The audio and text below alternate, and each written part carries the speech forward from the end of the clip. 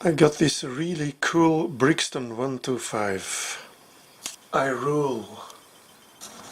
I spray painted the tank and the side covers myself in this army green with US Army stars.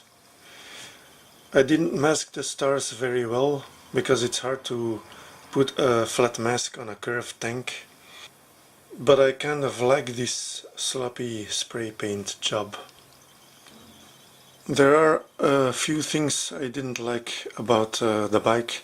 First of all, it had these very wide handlebars originally, so I welded myself narrow handlebars so I can get through the door and put it inside. It's also easier to go between lanes in traffic. One other thing I don't like about it is that it has a combined brake system. When you use the pedal that is normally for the rear brake, it also brakes in the front. So it's impossible to brake with a rear brake alone, which is very dangerous in my opinion. Sometimes when you take a curve and you go a little bit too fast, or you see pebbles on the road, you want to be able to brake a little bit just with the rear brake. One other thing I don't like about the bike is that it has an exhaust on one side. I would really like to have two mufflers, one on each side. So I found a pair of mufflers that came from a Kawasaki ZX-10. I'm probably not gonna use those heat shields, or maybe paint them black and drill holes in them. The advantage of a 125 is you can just move it around like this, see? But still, I tried to make my life easier with this. This is a little cart on pivot wheels.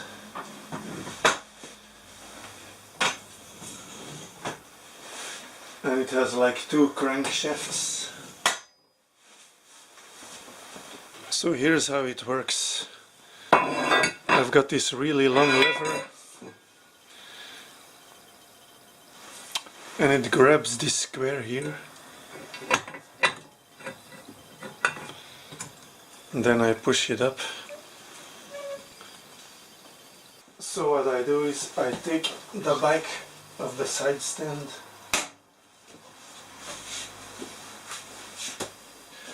It has these mounts that fit exactly on the frame of the bike. Slide it under.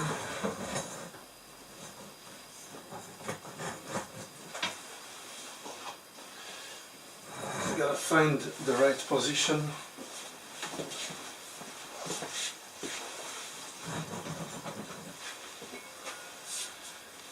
Then go like this.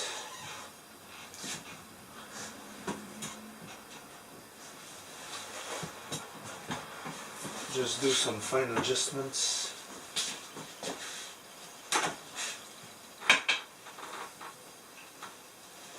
And up.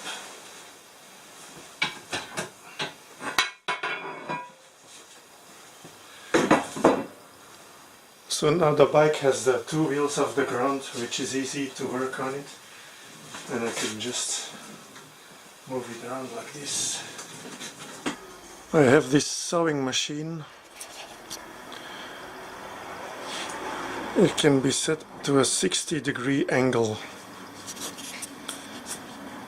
So you can cut off a tube like this. I have two tubes made. Then I'm going to weld them together to get a splitter. So I've got it clamped down nice and flat. I'm sorry, I don't have a second lens to put over the camera, so all you're gonna see is a bright light.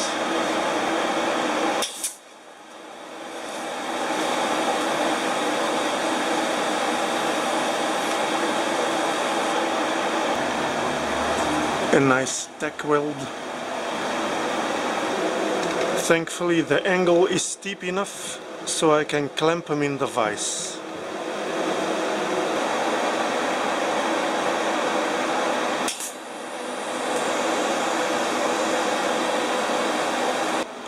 When this is welded together, I'm gonna saw this off and connect another tube to it, so I would have a split in the shape of a Y. So I'm going to measure the width of the tube, which turns out to be 33 millimeters. That's probably an inch and a quarter or something. I don't know about these really confusing imperial system measurements. So this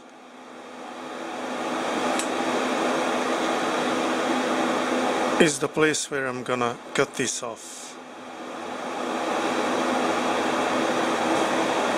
So I'm not gonna weld beyond this point, see?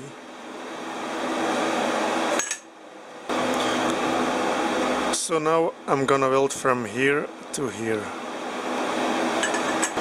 Not bad if I do say so myself.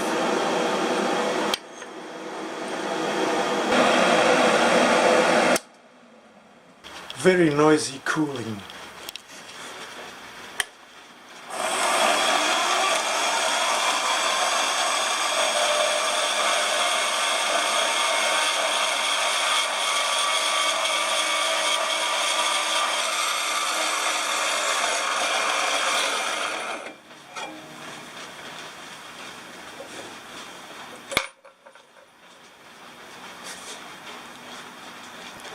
So this is not exactly circular, I'm aware, but it's a pretty good match.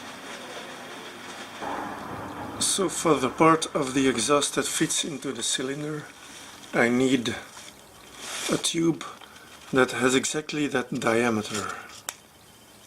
So I made a piece of steel here that has exactly 39 millimeters diameter. Now I have to drill a hole that's big enough to have an acceptable diameter tube for the exhaust to go through.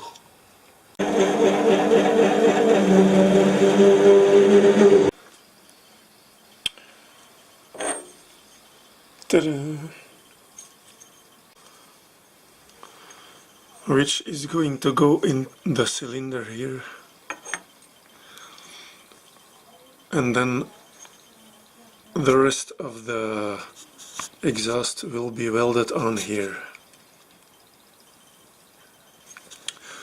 But first I have to make a new plate like this to clamp the exhaust against the cylinder.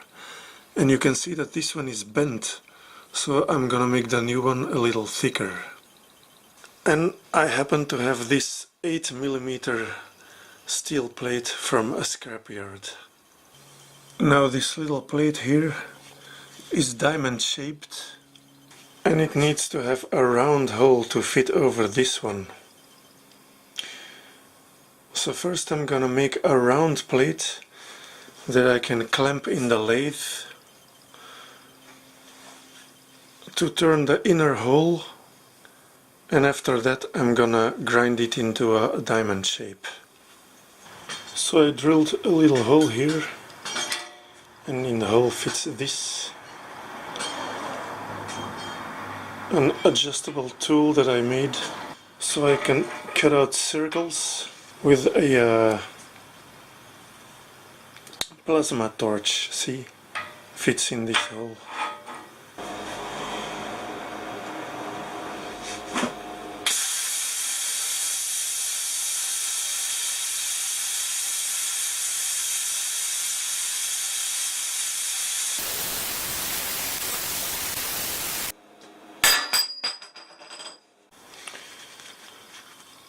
Okay, so I have this circular plate made with a plasma cutter.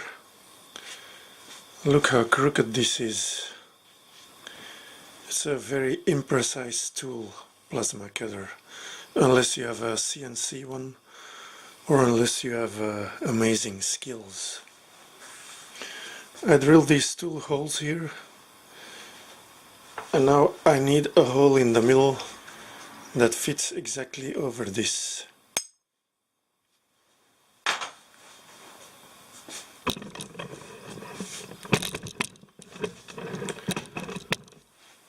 So I have to clamp this in the lathe, but I have to switch the claws in my chuck.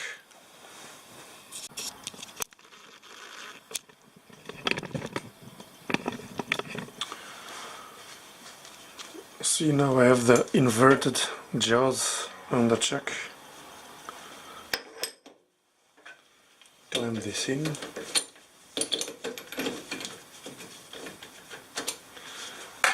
But now I have to look for the center, see? Because this is so irregular. Okay, I found a satisfying position.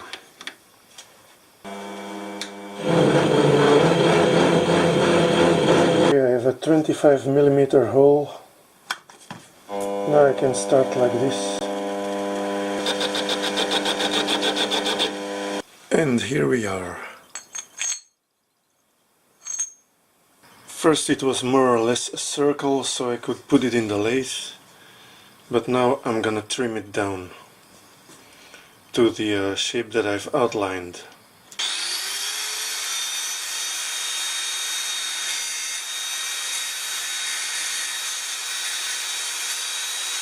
And here we are after some grinding, filing and sanding.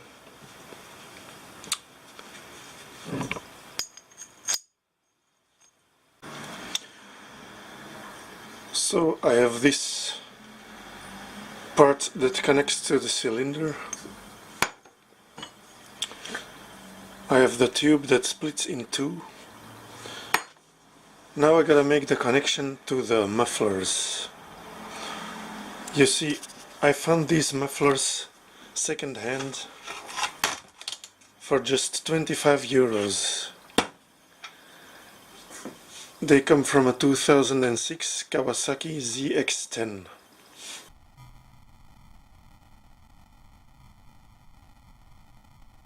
If you look inside, you see this tube going up, and then on the other side the tube is coming from below. It's most probably this type of muffler.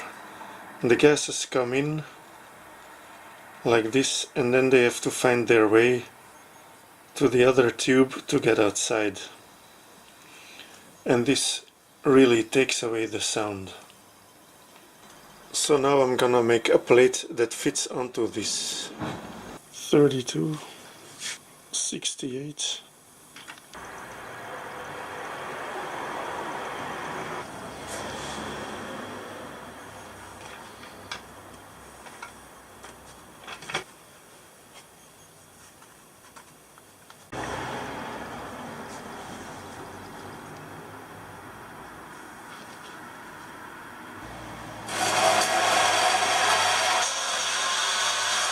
Unfortunately, these flat profiles are not wide enough, so I'm gonna weld 3 together and then cut out 2 of these.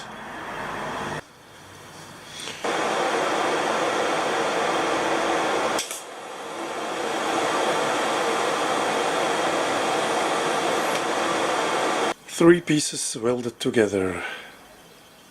Now I can start tracing this shape. First I drilled the holes, so now I'm gonna try to trace the shape.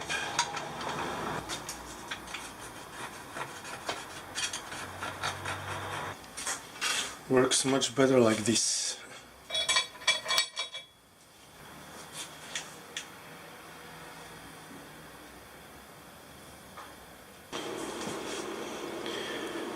And now it's time for some plasma cutting.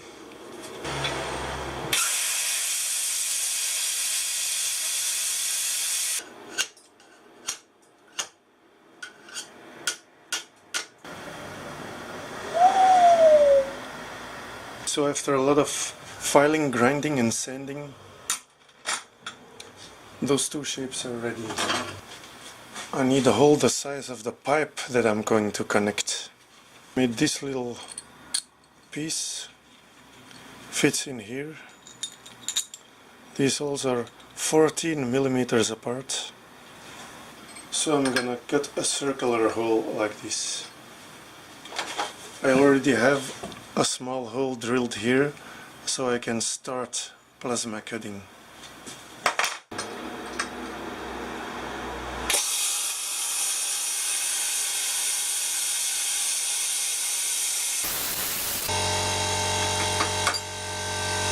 There you are. And now I have these short pieces of pipe that I'm gonna weld to the flanges.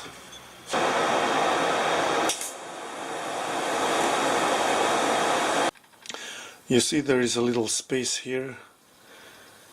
I'm gonna make a metal disc on the lathe that fits between these two.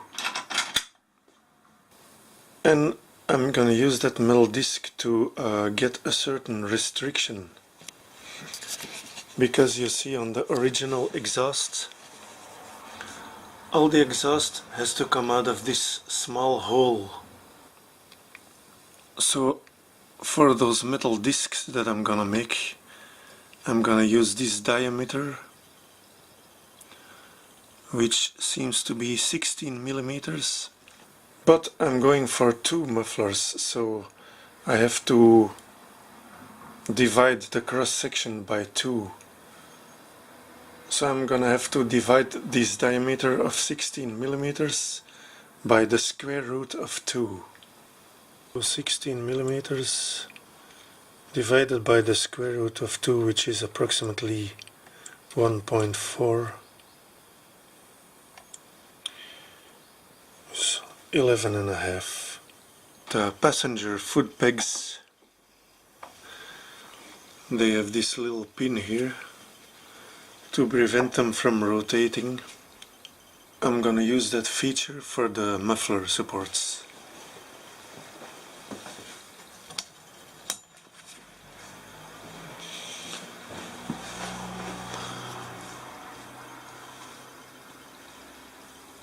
So I have these pieces of flat profile made. I'm going to attach them like this.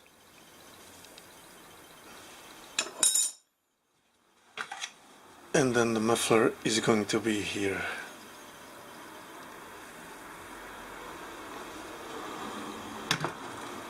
Now I'm making all these wedged pieces of pipe. If I weld them together, I can make a bend in the pipe. Because I don't have a machine to bend pipes, those are expensive. I mounted the mufflers. This is what the bike is going to look like from behind. I'm just going to have to puzzle and weld all these little sections of tube together to get the tubes to follow the correct path. Here you have the exhaust pipe welded together. So it connects to the mufflers on both sides. This passes under the rear brake cylinder. And on this side it has enough clearance for the chain, even if the chain would be very loose. And then it ends up here. Now I'm gonna weld a pipe from here to here, obviously, but it also has an O2 sensor, so there's a curve here, and then you have the O2 sensor on the original exhaust. So the O2 sensor, I found out, has M12 threading, but a kind of fine threading, 1.25 millimeters advance per rotation. I got to make a piece of pipe and then weld that bolt, drill a hole, weld the bolt inside. I welded these little pieces together. This first bend was not easy because you have to go down but also a little bit away from the frame tube. And then this is connected to the pipe that comes from behind. Figured out that I want the O2 sensor to be roughly here. So now I have to drill a hole here and then weld this nut in the hole. This is the tube I'm using for the exhaust, and I guess the idea is to have these little holes in the sensor must be about in the middle. So as you can see, the nut has to sit pretty deep in the tube. I'm gonna round this nut on the lathe.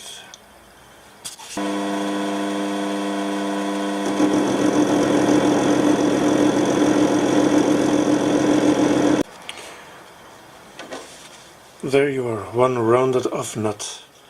It's 17.5 millimeters. And I have a drill that is 18. There you are, an 18 millimeter hole in the tube. And this nut has been rounded off to 17.5 millimeters. That's the hole for the O2 sensor welded in the pipe. Now this is ready for paint. I've got this heat resistant paint. My baby all covered up. The fans blowing. Windows open, doors open. My mouth is covered with a scarf. So I don't poison myself. Ooh, that stuff covers really well.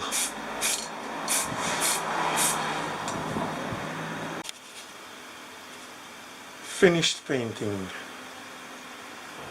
And I got exhaust bolted on.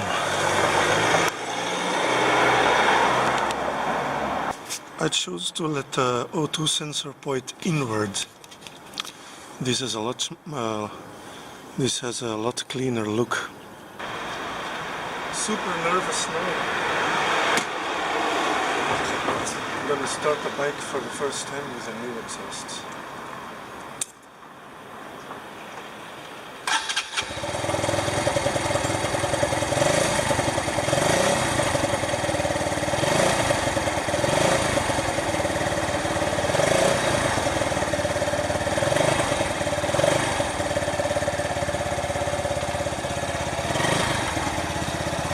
This is absolutely wonderful. It's as quiet as the original, but it's got a little bit more bass. I took a nice long test ride, and I think I'm very lucky with this project. I just welded an exhaust tube that splits in two, slapped on two mufflers that I found second hand, and it runs and sounds the same like the original, albeit with a little bit more bass. So that's very nice. There are some other modifications that I would like to do to this bike in the future. I'll make videos about it, most of them cosmetic though. I think I have a nice original idea for the mudguards.